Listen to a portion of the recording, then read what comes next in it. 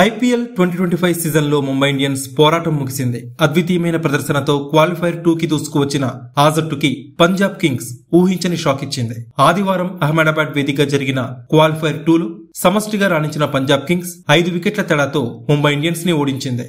శ్రేయస్ అయ్యర్ 87 పరుగులు చేసి తన విధ్వంసకర బ్యాటింగ్ తో పంజాబ్ కింగ్స్ విజయంలో కీలక పాత్ర పోషించాడు. ఈ ఓటమితో హార్దిక్ పాండ్యా తీవ్ర ఆవేదనకి గురయ్యాడు. ఉబికి వస్తున్న దుఃఖాన్ని ఆపుకోలేకపోయాడు. భారీ సిక్సర్ తో శ్రేయస్ అయ్యర్ మ్యాచ్ ని ముగించిన వెంటనే మైదానంలో కుప్పకూలిపోయిన హార్దిక్ పాండ్యా భావోద్వేగానికి గురయ్యాడు. తన కన్నీళ్లని చేతులతో దాచుకున్నాడు. టైటిల్ గెలిచే అవకాశం 2 అడుగుల దూరంలో చేజారడంతో తీవ్ర ఆవేదనకి గురయ్యాడు పాండ్యా.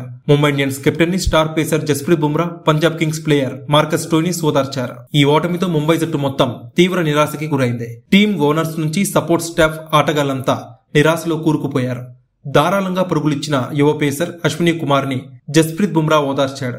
మరోవైపు పంజాబ్ కింగ్స్ ఆటగాళ్లు, సపోర్ట్ స్టాఫ్, ఓనర్స్ ఆనందంలో ఎగిరి గంతేశారు. ప్రస్తుతం ఇరు జట్ల రియాక్షన్స్ కి సంబంధించిన ఫోటోలు, వీడియోలు నెట్టింట వైరల్ గా మారాయి. ఈ మ్యాచ్ లో ముందుగా బ్యాటింగ్ చేసిన ముంబై నిర్ణీత 20 ఓవర్స్ లో 6 వికెట్లు కోల్పోయి 203 పరుగులు చేసింది. అనంతరం పంజాబ్ కింగ్స్ 19 ఓవర్స్ లో 207 పరుగులు చేసి గెలుపొందింది. శ్రేయస్ అయ్యర్ తో పాటు నేహాల్ వదేరా, జోష్ ఇంగ్లీష్ కీలక ఇన్నింగ్స్ ఆడారు. Subscribe to One India and never miss an update.